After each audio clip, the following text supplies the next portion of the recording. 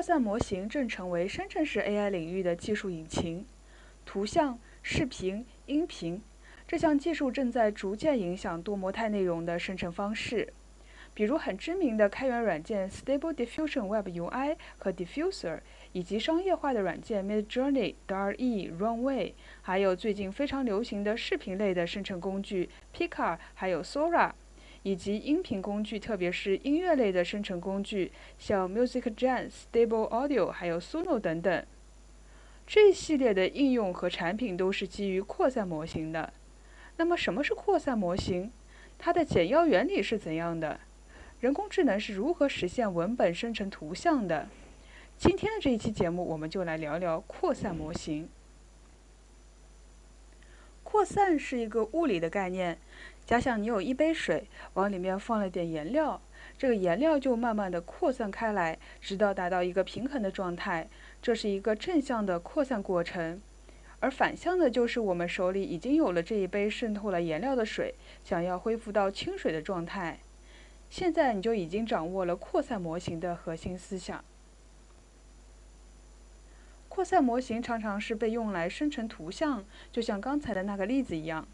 这次我不是往清水里面倒颜料，而是往一张干净清晰的图里面不断的加噪声。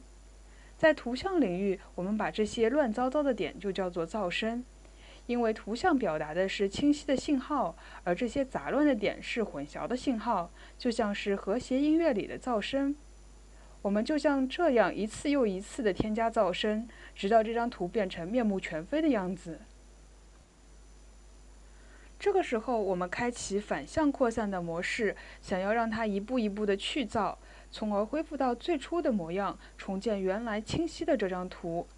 有一种说法是引用了米开朗基罗的一段话，他说每一块石头里都藏有一座雕塑，而雕塑家的任务就是去发现它。他们把这句话引用到了扩散模型的例子，说每一张混淆不清的图里面都藏有一张清晰的原图，而扩散模型的任务就是去恢复这张原图。因为在前向扩散的步骤里面，我们生成了足够多的图像可以用来训练。在反向的过程里面，它是以混淆图和当前的步数作为输入，通过一个叫做 UNet 的网络去预测这一步的噪声图，然后把混淆图减掉了噪声图，就获得了前一步略微清晰的这张图。有时我们需要根据额外的信息，比如文本描述，基于条件的去生成图像。模型会接收这些文本的条件信息以及噪声的图像。这个外部的条件就会去引导去噪过程，使得输出和提示词匹配。这个就是文本到图像生成的模型的工作原理。具体来说，在去噪的过程当中，每一个步骤里面都会去增加提示词的输入信息，这样就会有稍稍的改动。而这个噪声预测网络依然是前向扩散数据通过训练得到的。这次前向扩散的数据里面添加了文本提示词这样的额外条件，通过对特别庞大的数据库的训练，我们就能够获得一个高性能的噪声预测的模型。如今，很多人已经尝试过不同扩散模型的生成式人工智能的软件，例如通过一段文字描述生成一张卡通图、一段视频或者歌曲。此外，它也被用于 3D 的内容生成、分子设计和药物发现、金融和气象领域的时序预测等相关的任务。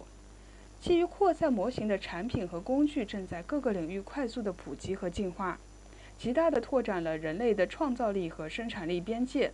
在可预见的未来，这个列表会持续的快速增长和更新。你对于这些 AI 生成的图像、视频和音乐的看法是怎样的？未来设计、电影和音乐行业会因此发生翻天覆地的变化吗？欢迎分享你的看法。今天的节目就到这里，我们下期见。